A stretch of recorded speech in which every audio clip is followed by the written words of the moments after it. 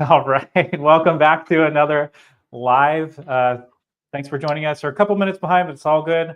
Thank you guys for being patient jumping on here. I am joined by the one and only Mason Cosby. And today we're going to be talking about account-based marketing and how it can be an amazing way to land high-value clients fast. And so we're going to be digging into ABM or account-based marketing, what it is, how to, all that good stuff. So Mason, thank you so much for joining me on the show today. Really appreciate having you. Yeah, Joseph, and no worries. I'll throw myself under the bus. I up this whole thing, so that's why we're a few minutes behind. So everybody, thanks for hanging out. Hopefully the quality and seeing really probably too much detail on my face is well worth it. Definitely worth the wait. Appreciate having you on. And I have recently joined the Scrappy ABM team running podcasts for our clients. So not only is Mason a friend, and I've known and followed what you're doing for a long time, but he's also now my boss. So welcome to the show. Yeah, man. Anyway, we're going to dive in here and talk about account-based marketing. So I've been in B2B marketing for quite a while now, and there's always the same challenges. Every company or agency that I've been at where it's really hard to measure.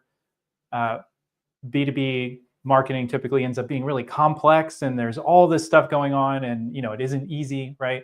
And then buy-in between marketing and sales, alignment, getting stakeholders to actually approve what you're doing from a marketing standpoint. And so really what I wanted to dive into today with account-based marketing is how I think it's the way to really solve most of those problems from the bottoms up, which means that as a marketer, you get a seat at the table with stakeholders. People actually take you seriously because what you're doing is able to be tied directly to the revenue of the business or company goals. So with all of that, let's just start out with the basics. What is account-based marketing? Yeah, I mean, if you Google it, you'll see about 100,000 different definitions. So with today, what we're going to roll with is the idea that account-based marketing is a B2B revenue strategy that aligns the marketing, sales, and customer success team around a set of shared target accounts that reflect your best fit customers. That is a mouthful, and I know it's a mouthful, but the intent behind the definition that we run with is it's so specific that it's really hard to mess that definition up.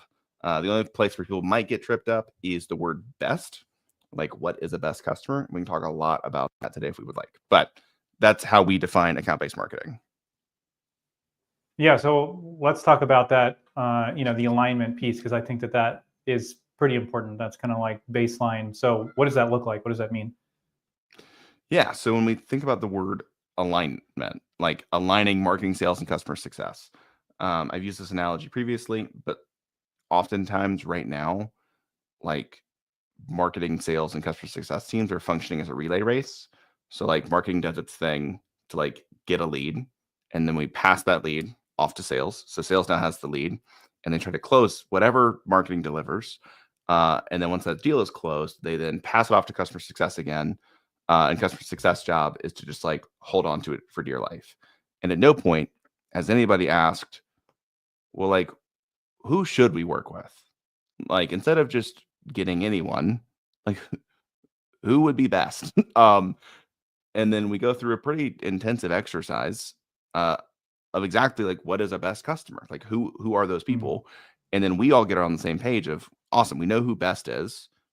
We're going to build our marketing programs, and we're going to build sales programs. We're going to build customer success programs that are specifically focused on engaging, closing, retaining, and expanding best. So that's when we talk about alignment. It's just like getting around who do we actually want to work with, and who is our product for. Yeah, and I can totally agree and validate what you're saying, because I've been in all three of those roles at different points in time. I've been in the sales role, I've been in marketing roles, and I've been in delivery roles. And because of that, I think I have an understanding of why this is so important, because the person who actually kind of gets screwed the most are the customer success or the delivery team, because sales sells something you don't actually deliver. Marketing promises something you can't actually do. And then the customer success people are coming in going, we don't actually do that. We can't deliver on that. You've set an expectation that's impossible. And then they get screwed when the client churns, and the sales guy still gets his commission. The marketer probably gets fired, and then the customer success person does too, and it's not a good situation for anybody. And then, sales, you get frustrated because you have people that you get on a sales call with who are not interested at all. They're not a good fit. And then marketing's like, well, we're doing our job. You're not following up. And the sales guy's going, well, of course I'm not following up. They would have never bought. They're terrible, or, whatever. So when you have incentives based on how people are measured, how they're rewarded, different in each of those departments, you're really just setting everybody up to fight rather than being on the same page. And when everybody's on the same page, they actually all get what they want. Like by aligning, everybody in, sales gets on better calls with the right fit customers. Marketing is able to tie what they're doing to the end result and get buy-in for more, risky things. And then customer success can actually make their customers successful, and then they win too. Yeah. Uh, my first job in B2B was full funnel account executive, where I had to source my own pipeline, close my own deals, and manage the accounts. And I had no idea how beneficial like that experience would be for the rest of my career. Because like it's way easier to hop on a call, and that's a cold call. That's like, I want to work with you because I see all these reasons. And if we were to work together, this is your life. And I've actually got a bunch of other customers that look just like you. And I also work directly with those customers long term. So just like, yeah, the ability to see every side of it is, I think, something that many people don't get that experience. But it makes the ABM like make way more sense when you've sat in every seat. Yeah, and the other piece is that when you align all three of those, and then I would also add in then the three of those teams or departments, however, or people, depending on the size of your organization, when they're aligned with the leadership team also and the business goals, now all of a sudden, you're able to really move in the right direction. And it does take a little bit of extra time up front to get that alignment, but then that time that you've invested, you're going to save in reducing sales cycles. And I've seen that every time something like this has been implemented. Probably the most significant benefit of it is that your sales cycles get reduced a lot of times significantly because you're reaching the Yeah. right people at the right time with the right message. And sales is really primarily only talking to people who are already interested, or they're getting close to being interested in buying, and they just need some consulting to get over the fence. So it's not unusual to see clients that are going to close in 90 to 180 days that would have taken 12 to 18 months to close. And I'm consistently seeing that kind of thing. So who should actually do account-based marketing? Yeah, go ahead and pull out a pen and paper. Because my criteria is actually really strict. Probably stricter than most, but I don't know, I've just seen it not work in a lot of places. And for context, like this is coming from a guy that has had literally 200 conversations with organizations in the past 18 months trying to do ABM. So I can tell you where it's not going to work. First is B2B. Sometimes people don't get that, but like that's definitely a prereq. Second would be dedicated sales teams. So account-based marketing program done well is very process oriented. So if you're still a founder-led sale, or you've got like a single gunslinging salesperson that's like not got any process and doesn't want any process, like this can be hard. Next would then be specifically product market fit. And people ask the question all the time, like, how do I know if I have product market fit?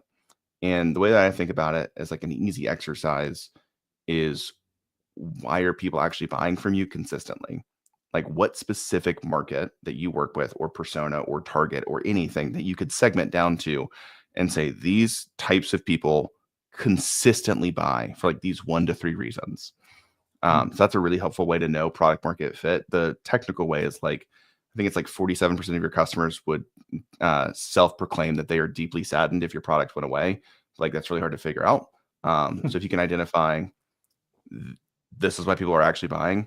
And then the other thing that I've seen that has been really helpful is the idea of the onlyness statement. So that comes from the book Good to Great. So if you can identify within a specific subset of a market, we are truly the only people that do this thing, and that thing is very important to this market. That is product market fit. So that's helpful.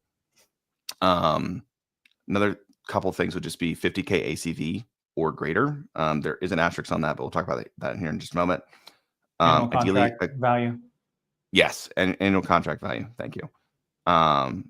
So $50,000 on average as your annual contracts, and then ideally some kind of a significant expansion motion post sale. So like we can continue to work with the customer for years and years to come on more and more stuff. And then the last, the reason I put it in asterisks, 90-day plus sales cycle, or generally speaking, a relatively complex sales cycle. It's like when people buy from Scrappy ABM, we actually typically have like 3 to 4 departments involved between finance, sales, marketing, sometimes CS and executive leadership teams.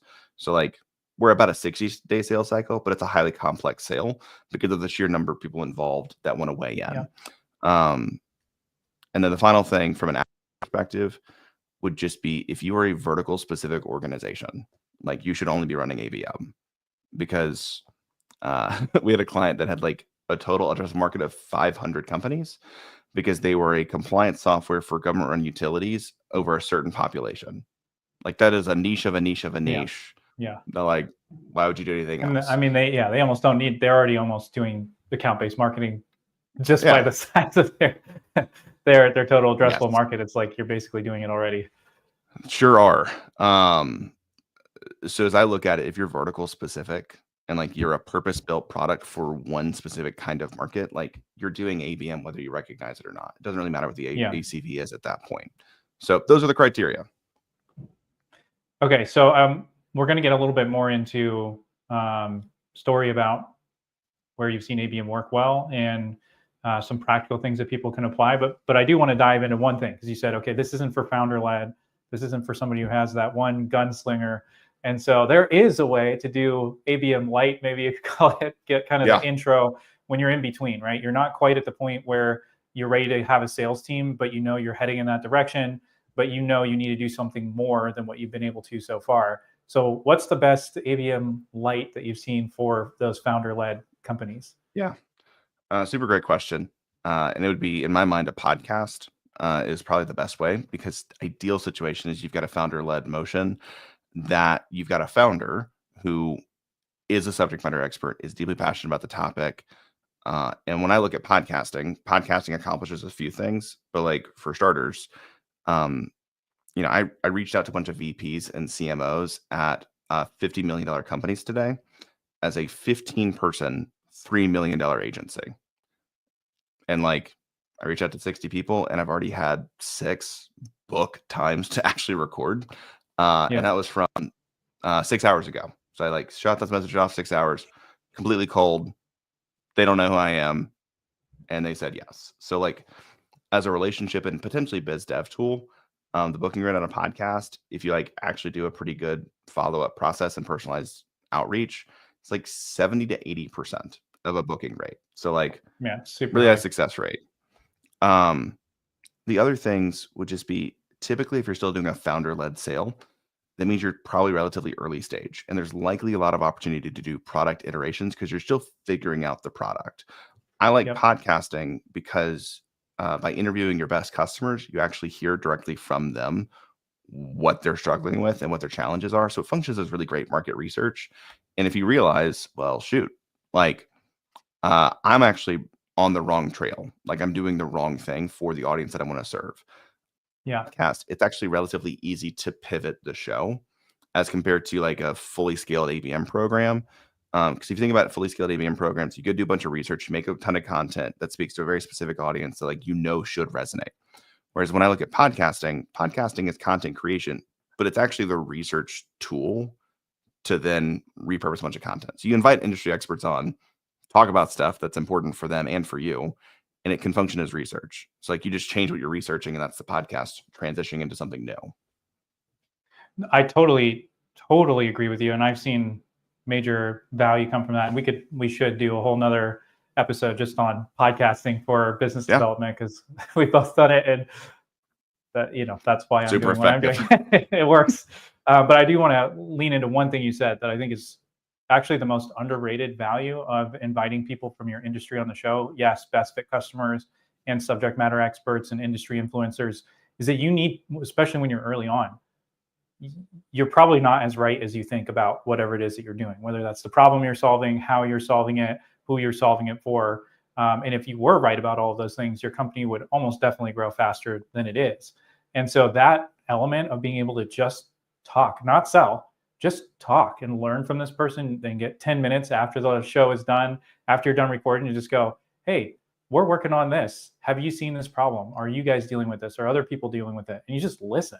And what you're going to gain from that, from a customer research standpoint, is so far beyond anything else I've ever done. And I have done straight up customer research and all that stuff before. And what I've learned by just asking people their thoughts, or even on the design of a program, hey, we're looking to solve this problem.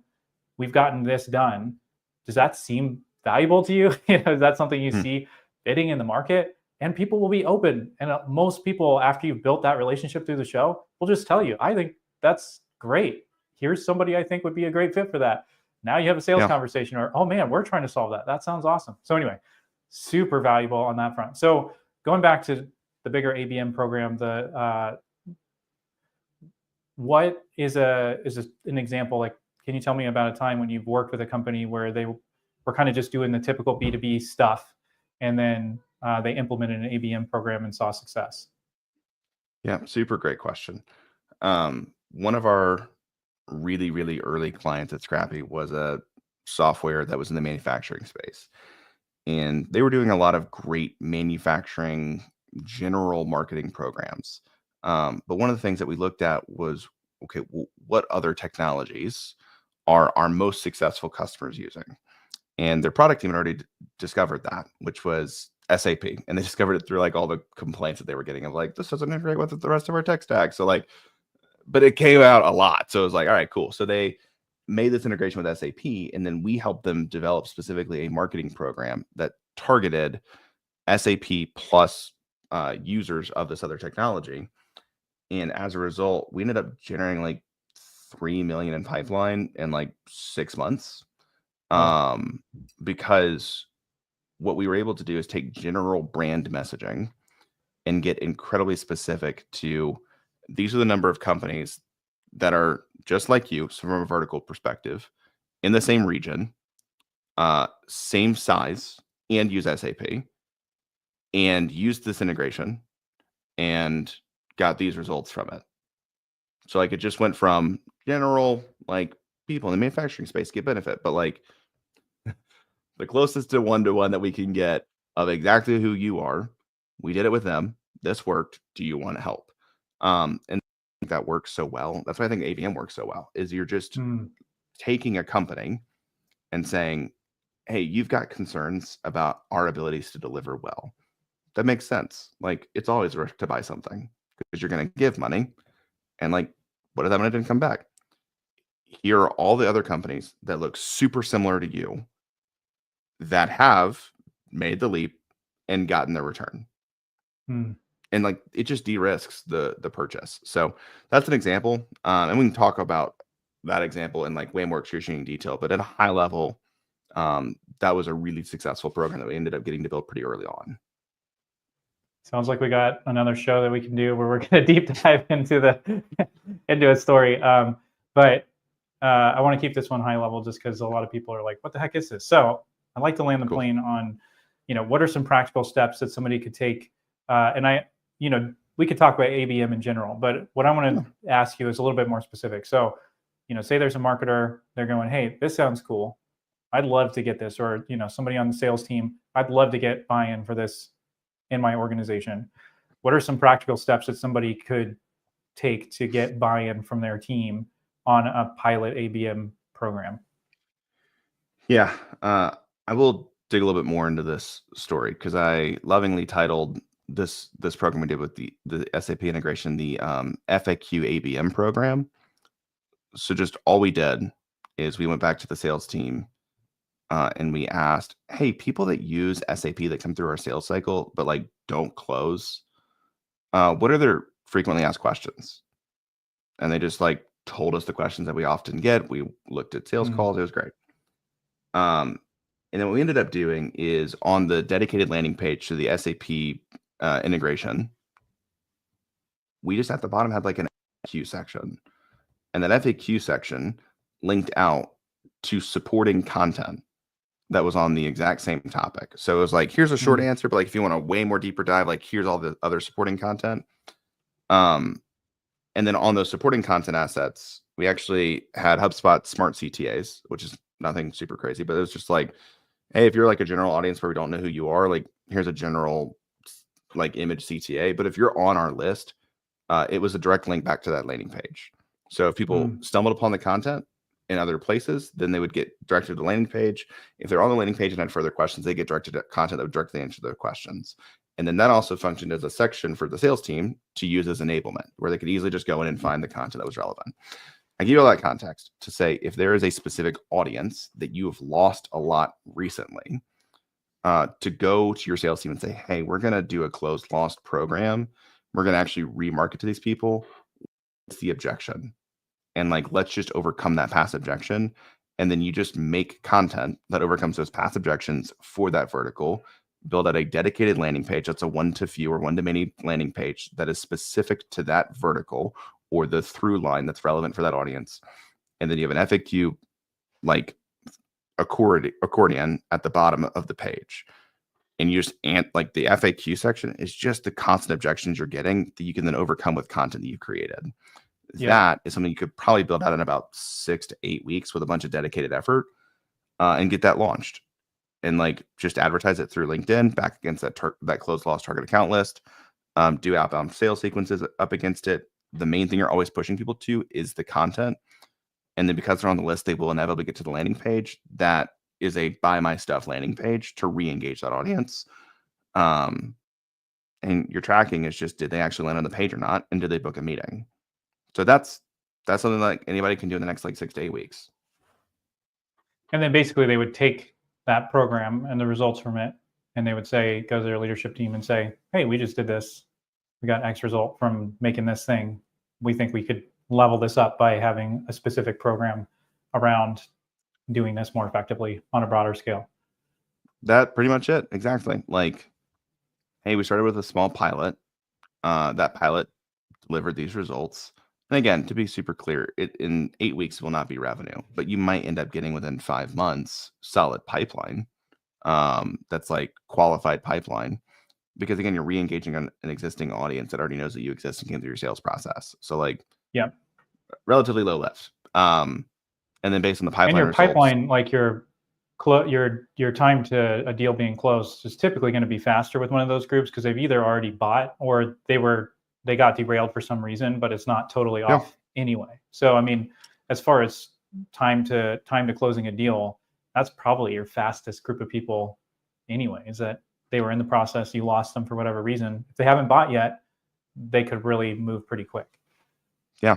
We're doing that right now. And we've got closed loss pipeline that literally we booked a meeting with for the first time last week.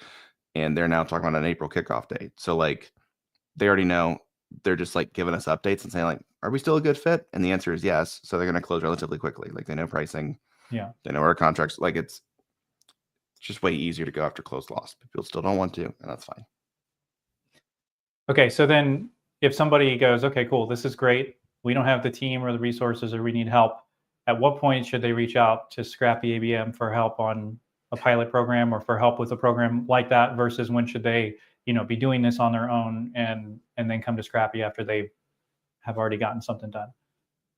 Yeah, like honest answer is there's so much content that we have produced that is like very readily available through a podcast. There's a couple of like free courses. If you want our templates, just shoot me a message. I'll send you our templates. There's our newsletter. Like I actually think that people should probably try to get started on their own.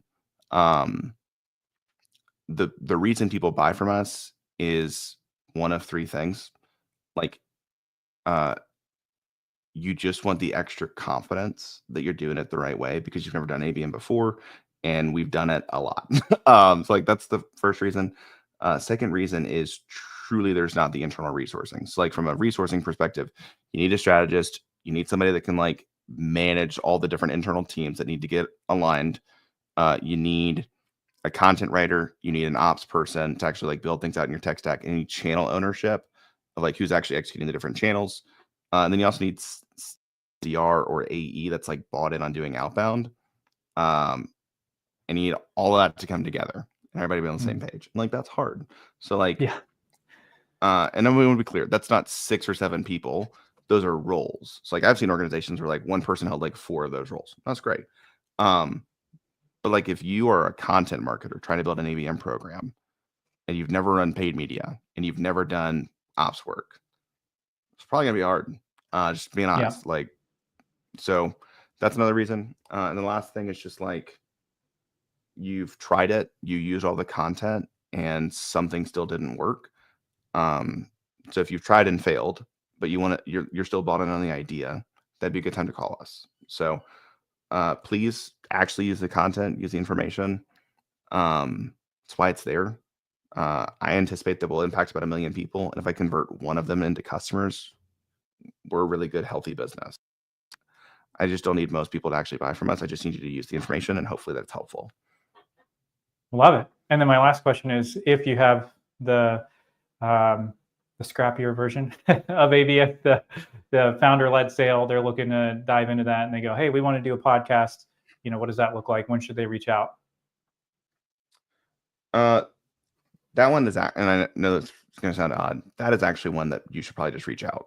The economy of scale that we have by having an editing team, like you're not going to bring an editor in-house or manage an editing team or manage that process. So like that one probably makes sense to go ahead and buy. Just because, yeah, like you don't want to get lost in hours of editing yourself. I've done that. I've been there. It's exhausting.